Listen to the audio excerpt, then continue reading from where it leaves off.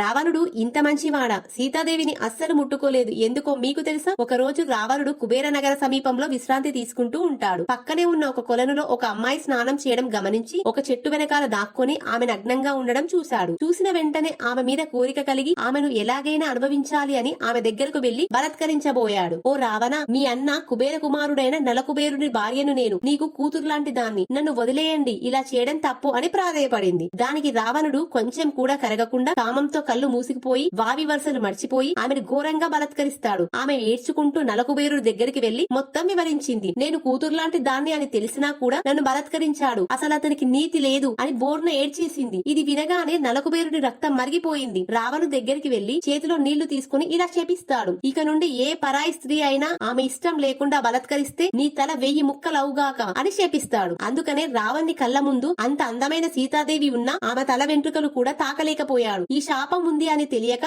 కొందరు రావణుడు చాలా ఉత్తముడు అని అంటుంటారు. మీరే చెప్పండి, రావణుడు అంత ఉత్తముడా?